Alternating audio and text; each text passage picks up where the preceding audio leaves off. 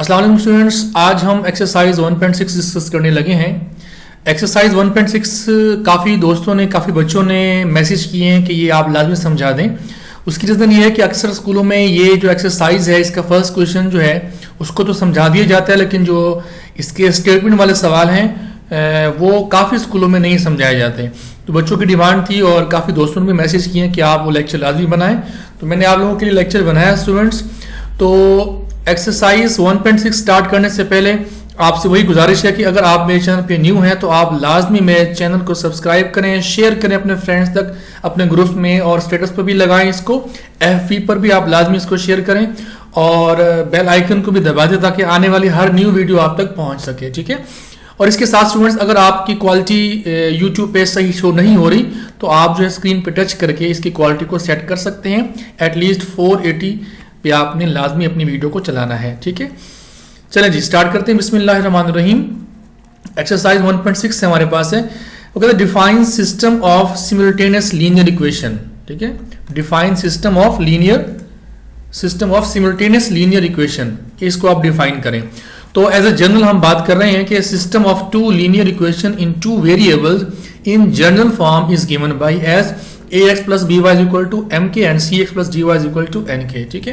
तो ये हमारे पास जो है किस्म की जनरल फॉर्म है सिमुल्टेनियस लीनियर इक्वेशन को हल करने के लिए। Where a b c and d m and n are real numbers, यानी कि यहाँ पर जो a लिया गया ना coefficient b c d m n, ये सब रियल नंबर्स हैं। तो this system is called the simultaneous linear equations, ठीक है। सो नेक्स्ट हमारे पास क्वेश्चन है कि write different method to solve simultaneous linear equation by using matrices. तो स्टूडेंट्स, हम मैट्रिक्स को यूज करते हुए सिमुल्टेनियस लीनियर इक्वेशंस को हल करने के दो मेथड हैं। एक है मैट्रिक्स इन्वर्शन मेथड, नेक्स्ट है क्रैमर रूल। तो दोनों तरीके जो है आसान है, मुश्किल साथ के कुछ भी नहीं होता, लेकिन इंपॉर्टेंट जो है वो दोनों हैं। अक्सर ये माइंडसेट है बच्चों का कि क्रैमर रूल को कर लें तो वही आ जाएगा, ऐसी कोई बात नहीं है, दोनों आ सकते हैं। आपने इसको अच्छे तरीके से याद करना है, ठीक है जी। हम स्टार्ट कर रहे हैं 1.6 स्टूडेंट्स। मैं कोशिश करूंगा कि एक सवाल जो है इन्वर्शन से करवा दूं और एक सवाल क्रैमर से करवा लूं, बाकी तकरीबन सवाल ऐसे ही हैं, तो इसलिए आपने इनको खुद से ट्राई करना है। तो हम फर्स्ट में कर रहे हैं solution by matrix inversion method. तो हमारे पास फर्स्ट क्वेश्चन है 2x - 2y is equal to 4k 3x + 2y is equal to 6k। हमारे पास स्टूडेंट्स ये जो सवाल है, सबसे पहले हमने इसको मैट्रिक्स फॉर्म में लिखना है। सबसे पहले हमने इसको मैट्रिक्स फॉर्म देनी है। कैसे मैट्रिक्स फॉर्म देनी है? जो x का कोफिशिएंट 2 है वो आप इस साइड पे लिख लें। नेक्स्ट हमारे पास y है -2, इधर लिख लें। नीचे आ जाए x हमारे पास 3 है, यहाँ पे लिख दें। y जो है कोफिशिएंट 2 है उसको आप यहाँ पे लिख दें। और अगर इसके साथ x और y है तो आप वर्टिकली xy लिख दें। m n है या p q है तो उस हिसाब से आप इसको वर्टिकली साइड पे लिख देंगे मैट्रिक्स बना के, और इक्वल 1 लगा के फोर्स इसको मैट्रिक्स फॉर्म में लिख देंगे हम। तो ये हमारे पास जो है ये जो इक्वेशन है ये मैट्रिक्स फॉर्म में कन्वर्ट हो गई है। जो लीनियर इक्वेशन है ये मैट्रिक्स फॉर्म में कन्वर्ट हो गई है। स्टूडेंट्स, हम इसको कहेंगे कि ये a है। ये हमारे पास जो मैट्रिक्स है इसको हम x कैपिटल का नाम देंगे, चूंकि x ऑलरेडी स्मॉल में आया हुआ है। और ये जो हमारे पास है इसको हम b का नाम देंगे। और इसको x कैपिटल का नाम देना इसलिए है चूंकि हमने ऑलरेडी आपको बताया हुआ था कि मैट्रिक्स की जो डिनोशन होती है वो कैपिटल अल्फाबेट से होती है। तो स्टूडेंट्स, हमारे पास जो है ax = b के बन गया ना, ये देखें ax = b के बन गया। या हम इसको ऐसे भी लिख सकते हैं कि x = a इनवर्स b। अब यहाँ पे एक सवाल है बच्चों की तरफ से अक्सर सुनने को मिलता है कि ये इनवर्स कैसे आ गया। तो स्टूडेंट्स, इसके दो तरीके हैं। एक मेथड तो ये है कि आप जो है इसकी जो है लेफ्ट साइड पे जहाँ पे मैं माउस ब्लिंक करवा रहा हूँ यहाँ पे a इनवर्स अप्लाई करवा दें, और इधर भी आप a इनवर्स अप्लाई करवा दें। a इनवर्स और a आइडेंटिटी मैट्रिक्स बन जाता है, इधर a इनवर्स आ जाता है। ये हम काम क्यों कर रहे हैं? इसलिए काम कर रहे हैं कि हमें ना x तक पहुंचना है, x को फाइंड आउट करवाना है ना, इसलिए हमने ये काम किया है। और सेकंड मेथड ये कि आप इसको डायरेक्ट अप्लाई भी करवा सकते हैं, ठीक है जी। ओके, इसके बाद हम जानते हैं कि अब इसमें x ये हम जानते हैं, b ये खड़ा हुआ है, a इनवर्स एक नई चीज आ गई ना हमारे पास। तो इसके लिए हम क्या करेंगे? a इनवर्स का फार्मूला हम जानते हैं, ये ऑलरेडी हम लोग पढ़ चुके हैं कि किसी एक मैट्रिक्स के इनवर्स निकालने का फार्मूला क्या होता है? वो होता है a inverse = adjoint of a over determinant of given matrix. ठीक है, तो सबसे पहले हम डिटर्मिनेंट निकालते हैं। डिटर्मिनेंट क्यों निकालते हैं पहले? ताकि सिंगुलरिटी चेक कर सके। सिंगुलरिटी इसलिए हम चेक करते हैं, अगर सिंगुलर मैट्रिक्स है तो आगे हम वो भी नहीं करवाएंगे उसको ना, वहीं पे बात खत्म हो जाएगी। तो कैसे इसको मल्टीप्लाई करवाते हैं डिटर्मिनेंट को? डिटर्मिनेंट कैसे निकालते हैं स्टूडेंट्स? 2 और ये जो 2 है, जहां पे मैं कर्सर मूव करवा रहा हूं, ये 2 और ये 2, ये हमारे पास डायगोनल है स्टूडेंट्स। ये भी डायगोनल है, -2 और 3 ये भी डायगोनल ही है, लेकिन ये जो 2 है और ये जो 2 है, ये हमारे पास प्रिंसिपल डायगोनल है और ये हमारे पास कॉमन डायगोनल है। तो वही बात कि सबसे पहले हमने प्रिंसिपल को मल्टीप्लाई करवाना है आपस में। 2 × 2 दरमियान में माइनस के तहत क्या आता है? फॉर्मूला के तहत क्या आता है? माइनस आता है। तो -2 को इस 3 से मल्टीपल करवा देंगे। ठीक है, 2 to the 4 हो गया, माइनस और ये माइनस प्लस, 3 to 6 हो गया। अब आपने देखा कि जो डिटर्मिनेंट है वो नॉन सिंगुलर मैट्रिक्स आ गया, तो इसका मतलब है कि इसका सोल्यूशन पॉसिबल है। यहां पे लिखा हुआ है so solution is possible because के मैट्रिक्स इज नॉन सिंगुलर। ठीक है, इसके बाद हमने एडजॉइंट निकालना है किस मैट्रिक्स का? इस ए मैट्रिक्स है ना, यहाँ पे देखें ये जो ए मैट्रिक्स है इसका हमने क्या निकालना है? एडजॉइंट। एडजॉइंट कैसे निकालते हैं स्टूडेंट्स? ये जो प्रिंसिपल डायगोनल है इसकी आपने प्लेस चेंज करनी होती है, और ये जो डायगोनल है इसकी हमने साइन चेंज करने होते हैं। तो जो -2 है पॉजिटिव बन जाएगा, जो +3 है -3 बन जाएगा। ठीक है जी, इसके बाद हमने एडजॉइंट और जो डिटर्मिनेंट है इसकी वैल्यू को हमने इस फार्मूले में पुट कर दिया।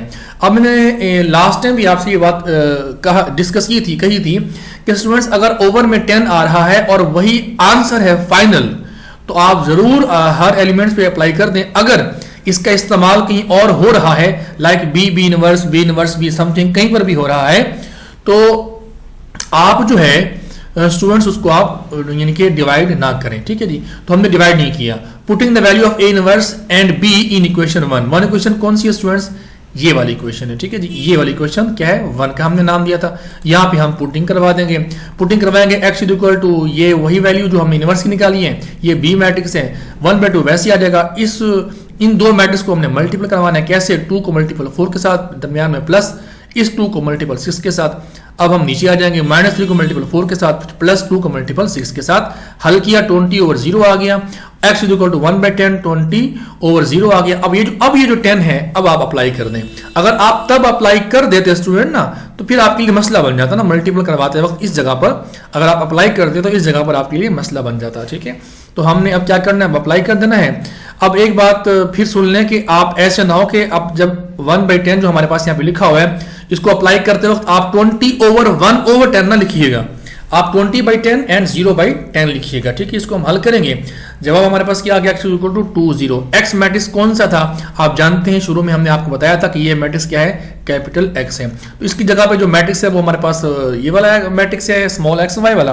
तो xy इज इक्वल टू 2 और 0 आ गया। इसका मतलब ये हो कि x का आंसर क्या आ गया? 2 आ गया। y का आंसर क्या आ गया? 0 आ गया। इसका मतलब ये हुआ कि सोल्यूशन सेट जो है हमने उसको इस फॉर्म में भी लिख सकते हैं कि हमारे पास जो x और y अगर 2 वेरिएबल आ जाएं तो स्टूडेंट्स उसकी ब्रैकेट्स ऐसे आती हैं, ख्याल कीजिएगा। ठीक है जी, ऐसी ब्रैकेट्स आती हैं सॉल्यूशन सेट लिखने की। ठीक है, तो हमने जो x की वैल्यू वो पुट करवा दी, जो y की वैल्यू वो पुट करवा दी। ठीक है, तो स्टूडेंट्स आपने देखा कि ये सवाल किस तरह से हल हुआ है? मैट्रिक्स इन्वर्शन मेथड से। नेक्स्ट क्वेश्चन है वो भी मैट्रिक्स इन्वर्शन मेथड से ही मेरे ख्याल में हल हुआ पड़ा है, तो उसको भी आप देख लें ताकि आपको नॉलेज कंफर्म हो जाए। वही बात कि आपने सबसे पहले इसको मैट्रिक्स फॉर्म देनी है, लाइक 2 1 6 5 3 और 1। ठीक है, ये बात आप जानते हैं कैसे इसको करना होता है। उसके बाद लेट ये a है, ये x है, ये b है, ax इक्वल टू b के। ठीक है, x equal to a inverse, ये सब कुछ वही प्रीवियस वाली बातें। ठीक है, तो आप इसको खुद ट्राई करेंगे। आई होप कि इसको आप अंडरस्टैंड कर लेंगे। ठीक है जी, तो उसके बाद ये सोल्यूशन सेट आ गया। नेक्स्ट हमारे पास 5 क्वेश्चन है। अब 5 क्वेश्चन को जरा देखिएगा। 5 क्वेश्चन ये है स्टूडेंट्स के 3x - 2y इक्वल टू 4 के, -6x + 4y इक्वल टू 7 के। ठीक है, तो यहाँ से स्टूडेंट्स आपने क्या करना है? जस्ट वेट, यहाँ से आपने ये बात करनी है कि इनको सबसे पहले वही बात कि मैट्रिक्स फॉर्म देनी है ना, आपने इसको मैट्रिक्स फॉर्म देनी है। मैट्रिक्स फॉर्म के लिए क्या करना पड़ेगा? ये जो 3 है ये लिखा हमने ना, 2 लिखा माइनस के साथ, अगर कुछ ना साइन हो तो प्लस आएगा, अगर कुछ साइन होगा तो वो माइनस में 2 आएगा। इसके बाद -6 से और 4 और उसके बाद साइड पे हमने एक्स वाई लिखना है, इक्वल लगाना है, 1 टाइम 4 7 लिखना है। ठीक है, अब उसके लिए इन्वर्शन मेथड ही कर रहे हैं, तो x equal to a inverse भी आ गया ना, इक्वेशन नंबर ये 1 हो गई ना। उसके लिए यानी कि इस इक्वेशंस 1 के लिए हमने सबसे पहले क्या काम करना होता है, वो काम करना होता है कि A inverse is equal to B के ना, ए इनवर्स हमने फाइंड करना होता है। ए इनवर्स फाइंड करने के लिए सबसे पहले हम डिटर्मिनेंट निकालते हैं। डिटर्मिनेंट क्यों निकालते हैं? सिंगुलरिटी चेक करने के लिए। अगर सिंगुलरिटी यानी कि मैट्रिक्स सिंगुलर आ जाए तो आगे हल नहीं होता। क्यों नहीं होता मैं आपसे भी डिस्कस करता हूं। तो आपने देखा कि इसका आंसर क्या आ गया, 0 आ गया, तो ये हल नहीं होगा। So solution is not possible because matrix is singular. अब सवाल है ये कि आखिर ये क्यों नहीं पॉसिबल होता। स्टूडेंट्स याद रखिएगा आज के बाद इस बात को जो मैं इस टाइम करने वाला हूं, something over 0 does not exist, something over 0 not define, something over 0 undefine. इसका सिंबल होता है, आप 8 को हॉरिजॉन्टली आप अगर लिख दें तो वो सिंबल होता है अनडिफाइंड का। ठीक है जी, ये बात आपने याद रखनी है। और 0 ओवर समथिंग आ जाए तो जवाब 0 होता है। 0 ओवर जितना मर्जी, मतलब है कि कोई फ्रैक्शन में वैल्यू बड़ी है, 0 ओवर समथिंग जवाब 0 आएगा, लेकिन समथिंग ओवर 0 जवाब अनडिफाइंड होगा। तो सोल्यूशन सेट इसका नॉट पॉसिबल होता है। अब यहां पर क्यों पॉसिबल नहीं है? क्योंकि हमने जब इसका डिटर्मिनेंट लिखना है ना सवाल के अंदर, यहां पे अगर आप गौर से देखें सवाल के अंदर, तो डिटर्मिनेंट हमेशा नीचे आता है ना, ये देखें नीचे आता है। तो जब नीचे आ जाएगा ये मैट्रिक्स ओवर 0 तो वो तो अनडिफाइंड हो गया ना, तो उसको हम फाइंड आउट नहीं कर सकते। ठीक है स्टूडेंट्स, तो ये था हमारे पास मैट्रिक्स इन्वर्शन मेथड। अब हम कर रहे हैं क्रैमर रूल। क्रैमर रूल कैसे करना है वो भी याद देखिएगा। ऐसे करना स्टूडेंट्स के कोफिशिएंट लिखने हमने, यानी कि मैट्रिक्स फॉर्म देनी है इसको। वही बात जैसे मैंने पहले भी आपसे डिस्कस की थी कि आपने इसको मैट्रिक्स फॉर्म देनी है। ठीक है, मैट्रिक्स फॉर्म कैसी होती है वो आप जानते हैं, प्रीवियस उसमें डिस्कस हो चुका है। जो मेन बात है वो ये है कि आपने यानी कि ए आ गया नाम इसका, एक्स आ गया, बी आ गया, इसका डिटर्मिनेंट निकाला। क्यों निकाला? पहले क्यों निकाल लिया हमने, ताकि इसको हम चेक करेंगे सिंगुलर है कि नहीं है। अब यहां पे देखेंगे, देखिएगा जी, first we find A subscript x. ठीक है, सबसे पहले हमने ये चीज डिटर्मिनेंट निकालना है, लेकिन किस तरह का मैट्रिक्स है ये ए, जिसके सबस्क्रिप्ट में एक्स मौजूद है। ये बात आपने याद रखनी है। ठीक है, यानी कि ए इसके सबस्क्रिप्ट, सब क्या होता है, यानी कि उसके बिल्कुल बॉटम में ना एक्स लिखते हैं हम, स्मॉल से एक्स लिख देते हैं। तो इसको हमने फाइंड करना है। इसको फाइंड करने का तरीका स्टूडेंट्स क्या है, ये ध्यान से सुनिएगा। आप ए एक्स लिखें, ये जो मैट्रिक्स हमारे पास ए है ना, ये वाला जो मैट्रिक्स हमारे पास ए है, इसमें जो फर्स्ट कॉलम है ना 3 1, इसकी जगह पे जो बी मैट्रिक्स है 4 8 वो रिप्लेस कर दें। अब रिप्लेस कर दिया ना, 3 और 1 की जगह पे 4 8 आ गया। अब इस मैट्रिक्स में इसकी जगह पे तो 4 8 आ गया, अब बाकी क्या बच गया, -4 और 2 बच गया। तो हमने वो अप्लाई कर दिया। आगे आसान काम है कि आपने इसका डिटर्मिनेंट निकालना है। जवाब क्या आ गया स्टूडेंट्स, 40 आ गया। अब now we find A subscript Y. ठीक है जी, डिटर्मिनेंट निकालना है हमने इसका। तो इसके लिए आपने क्या करना होगा, देखें दोबारा आप आ जाएं इस ए मैट्रिक्स पे। इस ए मैट्रिक्स में ए वाई जब हम निकाल रहे होंगे तो जो इसका सेकंड कॉलम है -4 और 2, इसकी जगह पे 4 और 8 अप्लाई कर देंगे, आप रिप्लेस कर देंगे। ठीक है, तो देखिए ना इस मैट्रिक्स में अगर इसकी जगह पे 4 8 आ गया तो बाकी क्या बच गया, 3 और 1 बच गया। तो देखिए आप 3 1 वही बच गया, 4 8 हमने रिप्लेस किया है। अब हमने इसका क्या निकालना है, डिटर्मिनेंट निकालना है। जवाब क्या आ गया स्टूडेंट्स, 20 आ गया। अब ये फार्मूले हैं हमारे पास फाइंड करने के क्रैमर रूल के। ठीक है, क्रैमर रूल अगर हम मेथड कर रहे होंगे तो ये फार्मूला है जो हमने हल करना है।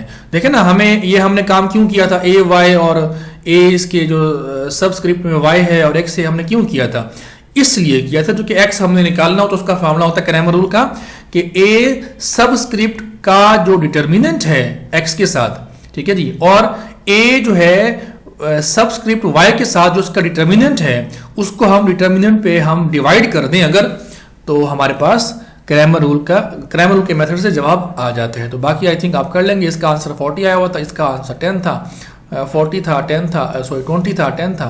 जवाब क्या आ गया, 4 और 2 आ गया। तो इसको हमने किस फॉर्म में लिख दिया, एस की फॉर्म में लिख दिया। ठीक है स्टूडेंट्स, अब हम आते हैं उस टारगेट की तरफ जिसके लिए मैंने ये स्पेशल लेक्चर बनाया है, वीडियो बनाई है।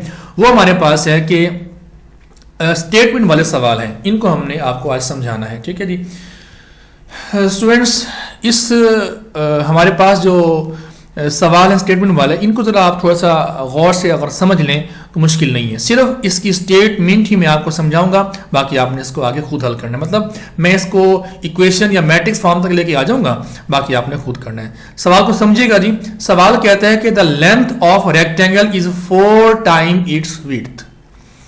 जो लेंथ है रेक्टेंगल की वो 4 गुना है किसके, विड्थ के। The perimeter of the rectangle is 150 cm। अगर पेरीमीटर रेक्टेंगल की 150 cm है तो find dimension of the rectangle. Find the dimension of the rectangle. Rectangle students क्या होती है, जिसकी अपोजिट साइड इक्वल होती हैं, 4 साइडेड फिगर होती है, लेकिन बशर्त ये कि उसके हर वर्टेक्स पे एंगल 90 बनना चाहिए। अगर 90 नहीं बनेगा तो वो पैरेललोग्राम बन जाती है। स्टूडेंट देखिएगा, हम फर्ज करते हैं कि जो उसकी विड्थ है वो x है, जो लेंथ हमारे पास वो y है। By first condition, first condition क्या है, ये वाली, the length of rectangle is 4 time it's width. तो ये हमारे पास फर्स्ट कंडीशन है।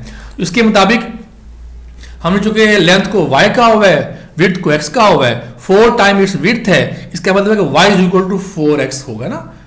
y जो है यानी कि उसकी लेंथ है वो विड्थ से 4 गुना है ना भाई, 4 गुना है ना, तो y is equal to 4x आएगा। इसकी सेटिंग कर लें अगर हम, तो y को साइड पे लेके नेगेटिव बन जाएगा, इसको आप 1 का नाम दे दें। बाय सेकंड कंडीशंस आगे हमारे पास बात करते हैं कि the perimeter of the rectangle. Perimeter का फार्मूला आपको लाजमी आना चाहिए, उसके बगैर सवाल आगे मूव नहीं होगा। पेरीमीटर का फार्मूला होता है कि p इज इक्वल टू, मतलब perimeter is equal to 2 into length plus width, या विड्थ प्लस लेंथ, एक ही बात है, ठीक है जी। तो अब पेरीमीटर हमारे पास गिवन है कितना स्टूडेंट्स, 150 है। इसको आप पेरीमीटर की जगह पे लगा दें, 2 वैसे आ गया, विड्थ हमारे पास क्या है वो x थी, लेंथ हमारे पास क्या है वो y है, ठीक है जी। अब इस 2 को 150 पे डिवाइड कर दे, जवाब क्या आ गया, 75 आ गया। तो ये हमारे पास इक्वेशन नंबर 2 बन गई।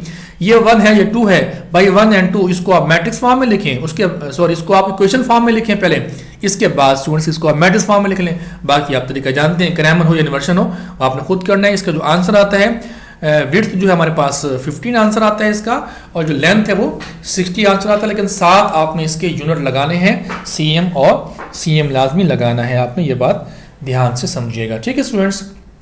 ओके, इसके बाद हमारे पास जो नेक्स्ट क्वेश्चन है, क्वेश्चन नंबर 3, इसमें कहता है कि the 2 sides of rectangle differ by 3.5।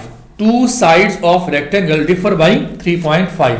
Find the dimensions of the rectangle if its perimeter is 67। तो वही बात पेरीमीटर की आ गई है। सबसे पहले आपने कहना है कि सॉल्यूशन, उसके बाद let the length of rectangle x है, विड्थ हमारे पास y है, पेरीमीटर रेक्टेंगल के हमारे पास कितने 67 है। बाय फर्स्ट कंडीशन क्या कहा उसने, 2 sides of rectangle differ by 3.5। 2 side of rectangle differ by 3.5, तो इसका मतलब ये होगा x minus 5 is equal to 3.5। हमें फर्स्ट इक्वेशन मिल गई। By second condition find the dimension of rectangle of its perimeter का लफ्ज यूज हो गया, इसका मतलब है कि फार्मूला लग गया, perimeter is equal to 2 into length plus width, ठीक है जी। तो यहाँ पे लेंथ x है, विड्थ हमारे पास क्या है, x या y, इसमें कोई मसला नहीं है। आप लेंथ और विड्थ की जगह पर x प्लस वाई, जैसे कि हमने यहाँ पे कहा होगा आपको, वहां पे आप वो काम कर सकते हैं, ठीक है। यहाँ से क्या x plus Y equal to 67/2 आ गया। तो अब यहाँ पर आप चुके फर्स्ट हमारे पास जो इक्वेशन बनी है वो 3.5, मतलब डेसिमल में वैल्यू आ गई ना, तो इसको भी आप डेसिमल में कन्वर्ट कर लें, या इसको भी आप फ्रैक्शन में कन्वर्ट कर लें, मतलब ये है कि बाई की फॉर्म में कन्वर्ट कर लें। क्या जवाब आएगा, 35/10 आ जाएगा, ठीक है। इसको भी आप करें तो ये 335/10 आ जाएगा। तो ये भी आप काम कर सकते हैं, लेकिन ऐसे भी कर सकते हो। तो by 1 and 2 x minus Y, X plus Y, ये हमारे पास वैल्यू आ गई, मैट्रिक्स फॉर्म में कन्वर्ट करें और इसको आप हल करें। इसका जो जवाब आता है x इक्वल 18.5 और 15 सेंटीमीटर जवाब आता है जी स्टूडेंट्स। इसके बाद हमारे पास जो नेक्स्ट क्वेश्चन है वो कहता है कि the third angle of an isosceles triangle is 16 degree less than the sum of 2 equal angles. Isosceles triangle क्या होती है, इंशाअल्लाह हम 9th चैप्टर में इसके बारे में आपको तफसील बात करेंगे। आइसोसेल्स ट्रायंगल ऐसी ट्रायंगल होती है जिसकी कोई 2 साइड आपस में इक्वल होती हैं, कोई 2 साइड आपस में इक्वल होती हैं। राइट ट्रायंगल को हम आइसोसेल्स ट्रायंगल भी कह सकते हैं, बिकॉज कि उसकी 2 साइडें क्या होती हैं, इक्वल होती हैं। क्योंकि उसके अंदर जो हमारे पास एक एंगल है वो 90 का बनता है, बाकी बचते हैं रेक्टेंगल अपनी ट्रायंगल के हिसाब से 2 एंगल वो 45 पे डिवाइड हो जाते हैं। इसका मतलब है कि अगर एंगल बराबर हैं तो उसकी अपोजिट साइड भी बराबर होंगी, तो हम राइट ट्रायंगल को आइसोसेल्स ट्रायंगल भी कह सकते हैं जी students.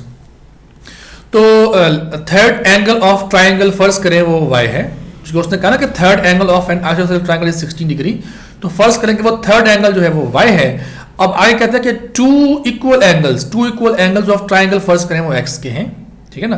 Third side of triangle की, आइसोसेल्स ट्रायंगल की वो y है। क्योंकि मैंने कहा ना कि इसमें आइसोसेल में 2 साइड इक्वल होती हैं, तो 2 इक्वल साइड जो है ना, 2 इक्वल एंगल जो है ट्रायंगल के फर्ज करें वो x है ना, जो कि हमने सेम रखना है, इसलिए हमने x भी कर सकते हो आप, x भी कर सकते हो, दोनों बातें ठीक है। अकॉर्डिंग टू गिवन कंडीशन या फर्स्ट कंडीशन भी आप कर सकते हैं, y is equal to 2x minus 16। क्यों हमने ये कैसे बना लिया? थर्ड एंगल मतलब y of an isosceles triangle is 16 degree less, ये देखें 16 degree less sum of the two equal angles, sum of the two equal angles. क्योंकि सम की बात है तो यहां पर आप ये भी काम कर सकते हैं, x प्लस x भी कर सकते हैं, ठीक है जी। सम ऑफ टू की बात अगर करें, टू इक्वल एंगल्स की बात करें, जो कि इक्वल एंगल्स की बात करते हैं तो हम x कर देते हैं, जब हम सम की बात करते हैं तो x प्लस x करेंगे, तो ये इक्वेशन बन गई 2x is equal to minus 16। फिर सुन लें, third angle of an isosceles triangle is 16 degree less sum of two equal angles, ठीक है जी। Find three angles of the triangles, तो इसकी हम सेटिंग कर लेंगे, 2x y को इधर लेके आओ, माइनस 16 को साइड पे लेके जाओ, तो यहां से इक्वेशन नंबर 1 निकालें। सम ऑफ एंगल्स ऑफ ट्रायंगल हम जानते हैं 180 होता है, अभी मैंने आपसे डिस्कस भी किया था। क्योंकि दो इक्वल एंगल्स हैं तो x प्लस x हो गया तो 2x हो गया, यहां से हमारे पास सेकंड इक्वेशन आ गई है। मेरे ख्याल में कि आप इस काबिल आप बन चुके हैं कि आप इसको मजीद हल कर लें, ठीक है स्टूडेंट्स। इसके बाद हमारे पास क्वेश्चन नंबर 4 है। 4 में कहता है, सॉरी 5 क्वेश्चन है, one acute angle of a right triangle, one acute angle of a right triangle. अच्छा, इसके जो जवाब है प्रीवियस क्वेश्चन का वो 49 डिग्री आता है, नेक्स्ट 49 डिग्री आता है, नेक्स्ट क्या आता है हमारे पास 82 डिग्री आता है, ठीक है स्टूडेंट्स।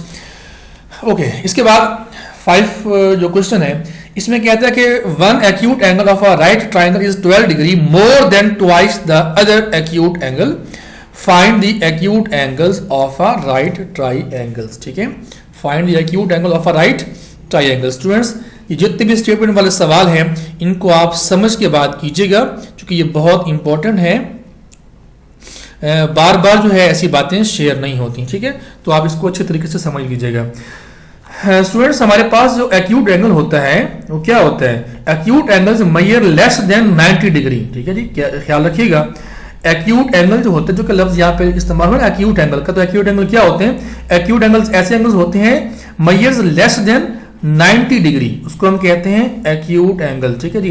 राइट एंगल क्या होते हैं? Major 90 degree, and obtuse angles क्या होते हैं? More than 90 degree. बात को समझ लीजिएगा जी। Less than acute, more than मतलब ग्रेटर देन, तो 90 डिग्री तो होंगे तो वो ऑब्ट्यूज होगा, और अगर इक्वल टू 90 होगा तो वो राइट एंगल होगा, ठीक है। ये बात इंफॉर्मेशन है, आप तो मैंने पहुंचा दी, इसको आप ध्यान से याद रखिएगा जी। तो let acute angle of a right triangle angle are X and Y. First करें जो एक्यूट एंगल है ना वो राइट ट्राइएंगल के, वो क्या एक्स और वाई है, ठीक है जी।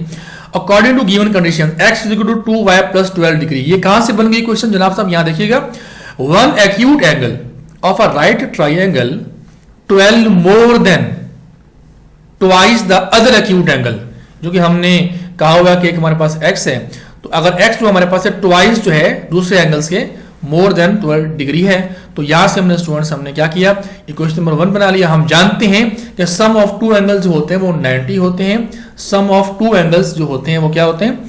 90 होते हैं। तो बाई 1 एक्यूट की बात जो कि यहां पे हो रही है ना, find the acute angles of right triangle, इसका मतलब ये हुआ कि अगर दो एंगल्स को हम सम करेंगे तो वो क्या बनेगा? 90 बनेगा। तो बाई 1 एंड 2 इसका मतलब ये होगा कि जो 1x minus 2y is equal to 12 degree है, x plus y is equal to 90 degree है, इसको हमने मैट्रिक्स फॉर्म में कन्वर्ट करना है। ट्राई योरसेल्फ स्टूडेंट्स, ठीक है। Last but not least, okay students, तो question number 6, two cars that are 16 kilometer apart are moving towards each other, moving towards each other, ठीक है स्टूडेंट्स जी। two cars that are 16 kilometer apart are moving towards each other, their speeds differ by 6 kilometer per hour, ठीक है जी। their speeds differ by 6 kilometer per hour and the cars are 123 kilometer apart after 4.5 hours, find the speed of each car, ठीक है students. First car की speed first करें x है, next की speed first करें y है, by first condition x minus y is equal to 6 के, ये कैसे आए फिर सुनिएगा। दो cars that are 600 kilometre apart, 600 kilometre apart, 600 kilometre apart, ठीक है जी। 600 किलोमीटर, ठीक है, apart are moving towards each other, their speed differ by, यहां से गौर कीजिएगा, there speed differ by 6 kilometre per hours. तो इनकी स्पीड डिफर कर रही है, तो हम कहेंगे जो कि फर्स्ट कार x है, सेकंड कार y है, x minus Y is equal to 6 के। हम जानते हैं डिस्टेंस का फॉर्मूला होता है, अगर डिस्टेंस मेजर करना तो फॉर्मूला होता है टाइम को मल्टीपल करवा दिया जाता है किसके साथ, स्पीड के साथ।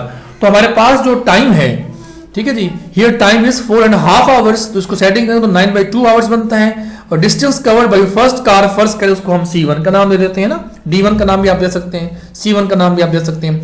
Distance covered by second car C2 लगा सकते हैं, हम D2 भी लगा सकते हैं या कुछ भी लगा सकते हैं। तो 9/2 बाय फर्स्ट कार का डिस्टेंस कितना आ गया, कवर जो उसने किया 9/2.5, नेक्स्ट कार का डिस्टेंस कितना है 9/2 y, ठीक है, 9.5 y, ठीक है। एट स्टार्ट, यहां पे बात गौर से सुनिएगा, at start distance between two cars was 6 kilometre after this time. कहता है कि डिस्टेंस जो है, फासला जो है दो कारों के दरमियान में था 600 किलोमीटर इतने घंटों के बाद। Distance between them is 123 kilometre, 123 kilometre. फिर सुनिएगा बात को, समझिएगा। कहता है कि स्टार्ट में जो डिस्टेंस था दो कारों के दरमियान में 600 किलोमीटर का था, इतने टाइम के बाद उनका डिस्टेंस इतना बच गया, इतना हो गया, यूं समझ लें। इसका मतलब यह कि total distance covered cars is 600 में से 123 निकाल देंगे, तो ये जो हमारे पास टाइम आया, ये जो हमारे पास डिस्टेंस आया हुआ है, ये वो डिस्टेंस है जो कि 600 स्टार्ट में था, फिर उसके बाद इतने टाइम के बाद उसका डिस्टेंस इतना हो गया। इसका मतलब ये जी स्टूडेंट्स, तो बात हो रही थी कि कितना डिस्टेंस जो है उसमें चेंज कितने डिस्टेंस की आई, तो 477 यानी कि 447 किलोमीटर का उसमें डिफरेंस आ गया। तो भाई फर्स्ट कंडीशन के मुताबिक दो कार का डिस्टेंस अगर हम सम करें तो क्या बनता है 477, ये 77 है, ये मैं इसको जरा चेक कर लूं कि इसका डिस्टेंस कितना आया हुआ है, 477 है, ठीक है, ये 447 नहीं है, ये 477 है डिस्टेंस ऑफ टू कार्स का, ठीक है, इसको आप सेट कर लीजिएगा, ये जी 477 जी। बाई फर्स्ट कंडीशन के मुताबिक इसका डिस्टेंस जमा इसका डिस्टेंस, सेकंड कंडीशन के मुताबिक सेकंड कंडीशन क्या थी, यहाँ पे आप गौर कीजिएगा, यहाँ पे उसने कहा ना कि differ by 6 kilometre per hours and the cars are 123 kilometre after this time, ठीक है। तो two cars that are 6 kilometre apart are moving towards each other. इसका मतलब ये हुआ कि हम C1 प्लस C2 को आपस में जमा करेंगे, ये जवाब उसमें इक्वल टू इसकी आएगा, क्योंकि इसका ये जो वैल्यू है ना, ये इसका मतलब कि डिफरेंस है ना कारों के दरमियान में, इन दोनों को जमा करेंगे तो वो इसके बराबर आ जाएगा। तो हमने यहाँ पे स्टूडेंट्स एलसीएम लेना है, एलसीएम लेने के बाद 2 को यहाँ मल्टीपल करवा देंगे इस साइड पर, और उसके बाद हमने इसकी सेटिंग करनी है, तो हमारे पास जो जवाब आएगा वो क्या है, x plus y is equal to 106 आ गया, ठीक है। तो हमारे पास by first and two equations यहाँ से आपने सेटिंग कर लेनी है। ये हमारे पास स्टूडेंट्स इक्वेशंस बन गई हैं, इसको आपने मैट्रिक्स फॉर्म में कन्वर्ट करके आपने क्रैमर से चाहे करें या फिर आप करें उसको इन्वर्शन से, तो ये आपके पास ऑप्शन मौजूद है। तो अब इसके बाद जो रिव्यू एक्सरसाइज है वो मैं अब नेक्स्ट उसमें शेयर करूंगा, अभी मैं शेयर नहीं करता क्योंकि लेक्चर काफ़ी बड़ा हो गया है। तो इसके बाद